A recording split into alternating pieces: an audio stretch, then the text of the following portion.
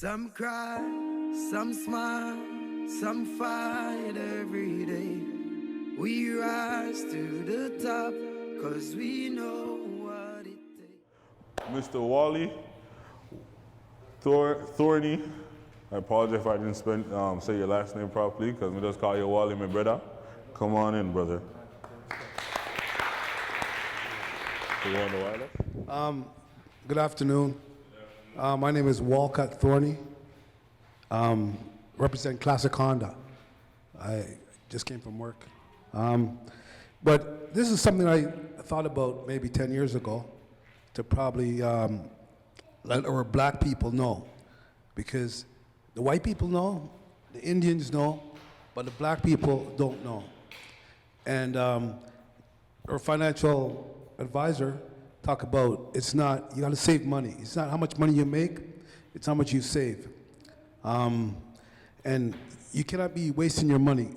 Maurice talked about it like we're wasting our money. We gotta know what we're doing when we're purchasing a car. So there's three ways you could purchase an automobile or vehicle. The number one will be cash. The number two is finance, and number three is lease. So there's three ways we could own a vehicle. Now, the key is that the leasing, our people do not know what leasing is all about. And they say you don't own the car. Yes, you're the owner of the car. If you pay cash, you're the owner. If you finance, you're the owner. And if you lease, you're the owner. Okay? Now, the first thing about leasing is that there's three, you have more options in leasing. The number one option about leasing is that at the end of the day, you said you don't own it. Yes, you can. You could buy it back after the term.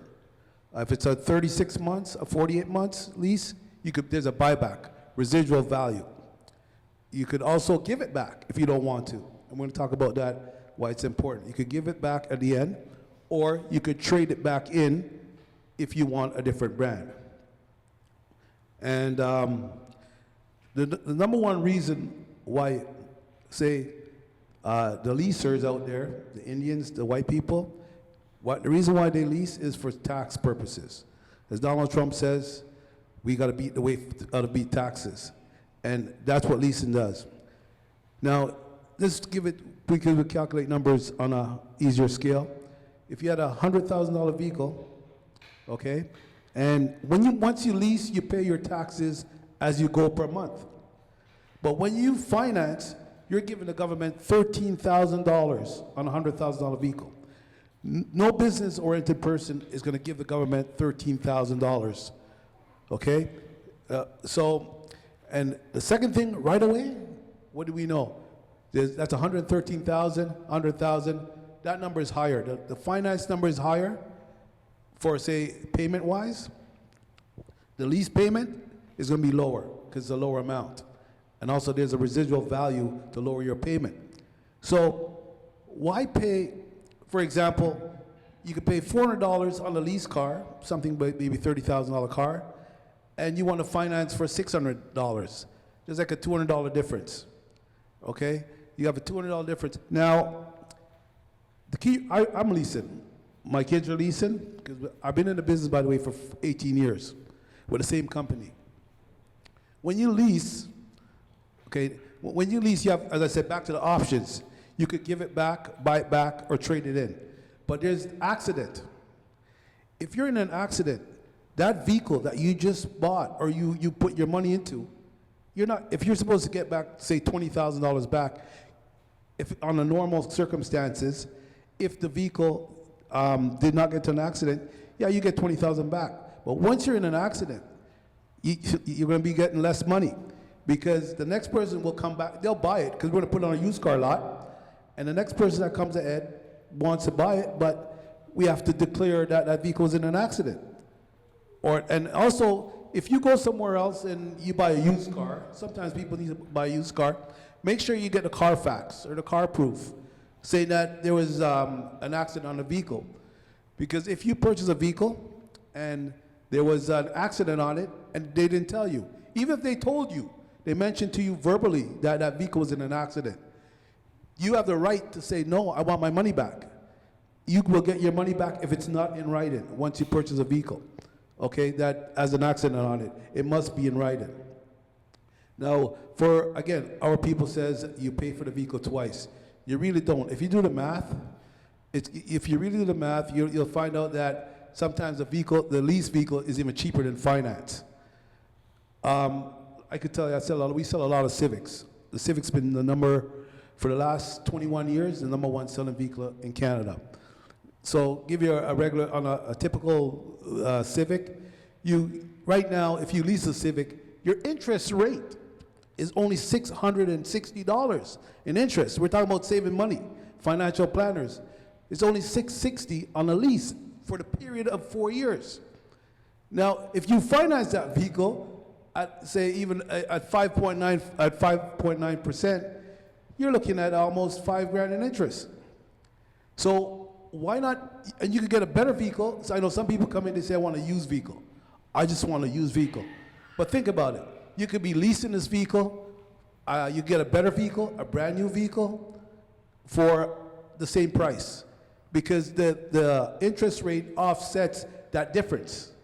You have a $20,000 Civic, and you have a $15,000 used car. I tell you what, the monthly payment comes out to be the same. It comes out to be almost the same. And so you're getting a newer car, better for your value, and you're saving all that money in interest. Because every dollar that we have in our pocket right now, it's only 87 cents. We have $10 in our pocket, it's $8.70 in our pocket. So we got to be very careful to how we spend our dollars. Again, I'm a Jamaican born. I came here when I was 9 years old, and now I'm 55. Yeah, financial planner says, when is my time to retire? I can retire right now, but I can't walk away, leave the money. It's good money right now where I'm at, okay? So I've got a house built in Jamaica, okay? It's a decent sized place. So I'm always ready to retire. I wanted to leave January this year, but I went 5 times last year. When I came back, I came back March 12th. The second day, nothing happened. The third day, I sold 4 cars. Now I'm saying this is like it's like taking cherries, picking off cherry off a cherry tree, because what I've built. You talk about residual income. I've been able to when I go away, although I'm away, and there's a sale made and somebody asks for me just to say my name, I got income coming in. I work with the body shops. I send the guy to the body shop. Guess what? I got residual income coming in. I got a mechanic guy at the back. Customer wants a break and a price. I got money coming in. Okay? So residual income is very important. I learned the owner, again, I work for Performance Group. It's like a billion-year company right now. We have 34 stores they own. I was able to work with the owner when he passed away, God rest his soul in peace, in November 2011. I remember, he would come around and he would say, okay, you sell a car today, I'll give you $300. One day I asked him, why you give away his money? He says, okay, as long as, you got residual income coming in, because he has other income coming in. So he's not worried about the one store. He's feeding off another, like 5, 6 store. That's at that time. There was only 5 or 6 store he had. Now his family has raised the level to 34. Okay, 34. So we're in Brampton, and we're all over. We got Performance down in St. Catharines. We got Bolton Honda, you name it. Orangeville Honda, and all over. We represent also the Auto Mall in Queen Street. So these guys have, turned it up a notch, and I guess it's through hard work. But the key thing they wanted was residual income. They kept on opening up one after another, one store after another. So it's very important though how we spend our money, especially when you go back to the car business, like when you're leasing, and you don't have to watch kilometers. Let's talk about kilometers for a second. So you lease a car, and yes, there's a kilometer restriction. But don't really watch the kilometers, because a vehicle gets you from A to B. You got to get somewhere, you leave somewhere to another destination. Now, just say you're leasing a vehicle and it's 2 years. They say the average Canadian drives 24,000 kilometers per year. So that would be 48,000 in 2 years. But guess what? You drove 62 kilometers. You drove 62 kilometers in 2 years. 62,000, my bad, 62,000 in 2 years. So you're over 14,000 kilometers. Now, are you going to be worried because you're leasing a car? No. And are you going to be charged because you're over 24,000? Not really. What happens is, think about it. If you had bought that car cash, that same car cash, and you drove 62,000 kilometers, there's going to be appraisal value that's going to, whatever they give you is the same. If you financed it and you drove it 62,000 kilometers, it's the same price they would give you. And you're leasing, it's the same thing. So you're not actually being charged for extra kilometers. It's just what you used. Okay, so I would not watch kilometers. Okay, it's just drive the car as you would want to drive, and we worry about it. You could always bring it in early. It's an open loan, open lease. You don't have to worry about going 4 years, 3 years. Another thing about leasing, say you don't like it, you could get out of it in a year or two. You're leasing it. You know what I mean? Again, back to accident. It's in an accident. Guess what? Hey, fine, they fixed it. You could give it back to Honda, give it back to the company. It doesn't even matter just Honda. It could be a BMW, whoever it is. You give it back to that company. You're not penalized for it being an accident. Now, I call it weather the storm. After 4 years now, your 4 years is over. We bought 4 years ago. We purchased a vehicle. Now we want to turn it in. So what we do is now we have a chance to buy it back if you want. So if the vehicle is in good condition, and you said, well, you know what, it's been good to me, everything is all good, I'm going to buy it back. But no, it was in an accident, it had 10 grand hit on it, I'm going to give it back, or I'm going to trade it in. So you have those options. And then you know what I mean, then you put your money there where you want to do. But think about it, as I said, just go back again. If you were in a vehicle, and just because you wanted to finance that vehicle, and you're paying, it's the 19th month that since you had a vehicle, or whatever, the 35th month, and you got into an accident, you would have been paying for, and like say it's a write-off, if it is a write-off, you would have been paying extra money for no reason. So I would recommend that you wait till the very end and make a decision, or close to the end of the lease, make a decision if you want to buy it or give it back or trade it in. That's my options to there. Other than that, I want to just step on one more note, a couple more things. After you purchase a car, there's a thing called the business office. These are the guys that suck your money for no reason sometimes. You gotta be careful. The business office, so it's called a turnover. So you buy the car from me, you have to go see another guy around the corner. He's gonna give you a bill of sale, okay? Now, there's things like they're gonna sell you rust proof. Like, think about it, guys, but when you go before you purchase a car, you think about what you're gonna do. They wanna sell it to you for, say, $1,300, all right? The thing doesn't, trust me, it's under $200 it really costs. I would recommend you go to Crown and get it done at Crown for about 130 bucks, okay? You could also, on that same note, for the rust proof, they also let you believe that it's gonna be done every 2 years. No, they check it every 2 years at the dealerships. It's checked, okay? And then if it's checked, you come in, you figure you're gonna get it redone again, reapplied. No, I think when you want to do it, you go to Crown, you pay your money, they do it. Every time you pay them the money, they do it. They put it on, they apply it. So watch out for those little things to save some money. Because the big difference between $1,300 and 200 bucks and 130 bucks, that's what it costs at Crown. The next thing we talk about is lease guard. You're leasing a vehicle, and I just told a friend of mine the other day, but I just got upset. I told him not to buy the lease guard. You have to think about what you're doing. See, a lease guard, and they'll make these things sound like you need to purchase these things, but you got to be very careful.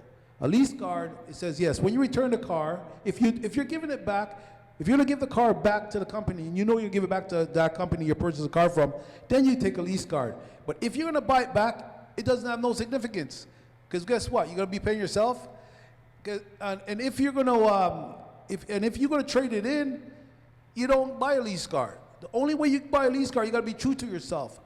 Am I going to buy that car back? Because if you're gonna buy that car back, then you take a lease car. Or else you just wasted another, whatever, $800 plus tax, maybe $900 down the drain. These guys are just taking your money and doing nothing for you. There's nothing they're doing. The main thing what they should be telling you to do is the next step that I'm going to talk about is a warranty. A warranty is a good thing to have. And that's the main thing I would really recommend to anyone. The warranty, it covers anything that goes wrong. And also it covers tires and rims. Okay, it's comprehensive. Now, a warranty, say you got a flat tire, broken rim, it doesn't matter. It's comprehensive. They fix your rim back and they fix they give your tire, but the tire is prorated. But if it's a brand new car, I've seen it, 3 months later, you don't get a brand new tire. It has to be maybe a year or two old, or two, before then they may give you prorated. But that's the thing that I would recommend you get. But just go in there. Lost a job, think about it. If you lose your job, again, when they say lost a job, they don't tell you that you're working, you could only take it for 6 months. You say, lost a job, they sound like they're going to cover you until eternity. But all they're going to do is, they only last 6 months. And then you have to find a job for 90 days. And then once you prove that you've been working for 90 days again, then it kicks into effect again. So be careful on these things that you're buying. And again, they call it the box or the business office. So we're talking about saving money here. Like, it's not, it comes down to saving again. Every dollar we save is a big thing. You know what I mean? And I just want our people to be aware of these things when you go to purchase a car the next time.